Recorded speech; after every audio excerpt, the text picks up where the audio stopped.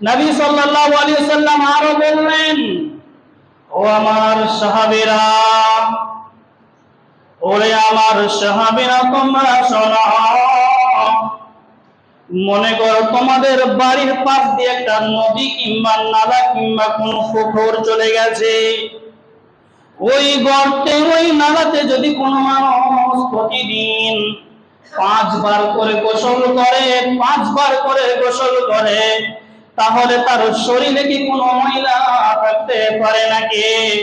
সাহাবীরা বলেন, ইয়া রাসূলুল্লাহ, ইয়া হাবিবাল্লাহ, ও আল্লাহর নবী, ওর শরীরে কোন রকমের কোনো ময়লা থাকতে পারে না যদি সে 5 ওয়াক্ত নামাজটাকে কন্টিনিউ ভাবে পড়ে, তাহলে ওর জীবনে কোনোদিন গুনাহ থাকতে পারে না। নবী বললেন, যেমন করে কোনো মানুষ 5 বার গোসল করলে তার শরীরে ময়লা থাকবে না, অনুরূপ ভাবে সে কোনো মানুষ যদি 5 ওয়াক্ত নামাজকে আল্লাহকে সন্তুষ্ট করার জন্য হয়, তাহলে তার জীবনে গুনাহ থাকতে পারে না।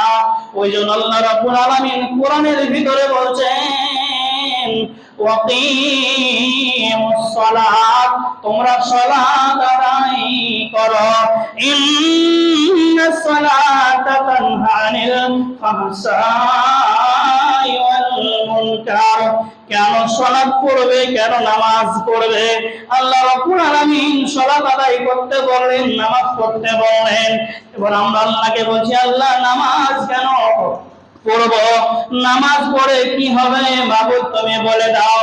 আল্লাহ বলছেন, নিশ্চয় সালাত মানুষকে ফাহশা কাজ থেকে, নোংরা কাজ থেকে মানুষকে দূরে রাখে, খারাপ কাজ থেকে মানুষকে দূরে রাখে কে? তো সালাত।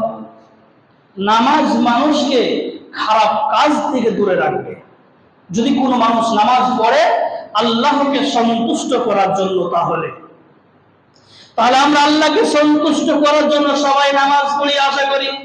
আজকে জুমার দিন এসেছি, তাও আল্লাহকে সন্তুষ্ট করার জন্য, আল্লাহকে সন্তুষ্ট করার জন্য।